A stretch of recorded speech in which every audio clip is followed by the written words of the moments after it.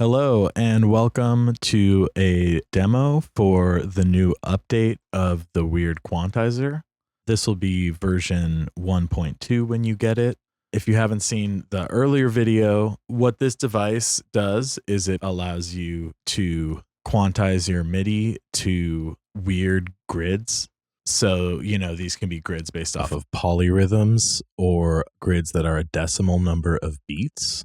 And the main updates I've done since the last video on this are that I added this amount here, and this will basically, when it's at 0, the notes aren't quantized, and it slowly nudges them until they're quantized when it's at 100.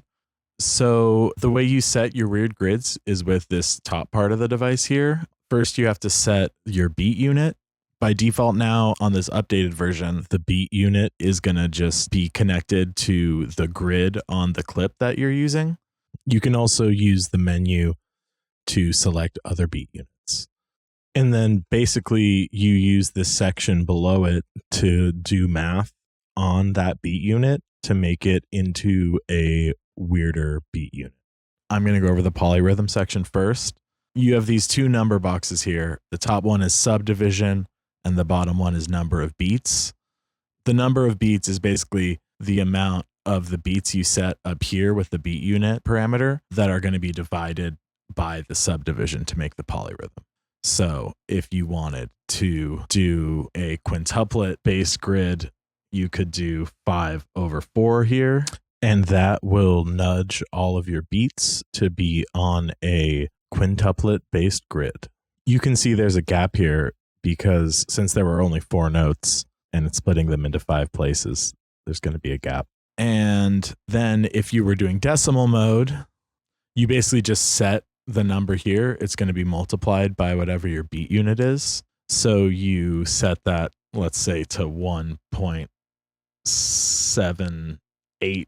So yeah, you can see the notes are getting quantized to every 1.78 of a 16th note, because that's what the grid is here. So now let's mess with this amount. So you can see that they slowly shift to the quintuplet grid. You can also quantize the note offs, and that'll basically just quantize the note offs to the same grid that you're quantizing it to. So if you change it, the note offs are changing too. So yeah, that's a basic overview of the device. Now I'm going to show you something a little bit more musical. So if you saw the last video, I'm just using the same beat, but we'll try some new divisions for this one.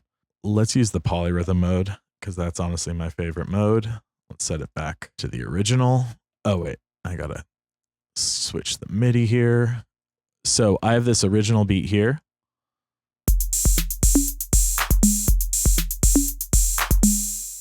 And I made a copy of it, and I'm going to edit the copy so I can always go back to the original.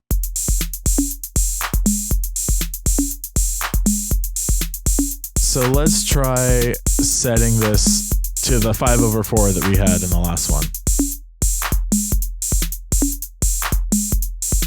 Ooh, I like that. I like that a lot. Let's fade this between straight and that.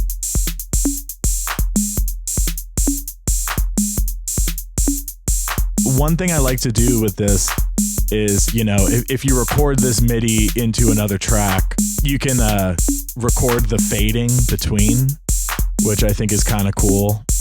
It's something that is pretty hard to do without a device like this. I wish these were actually just automatable, but it would get kind of weird. I get it. Maybe in the future they will be. Let's try 7/4. More subtle. Let's try 7/8. That's weird, but I like it. I think it's cool.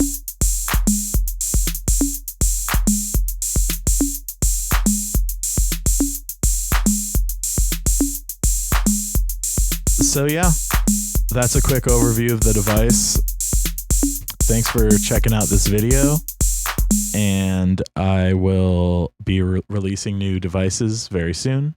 This device is available through Isotonic Studios at isotonicstudios.com. Thanks. Bye.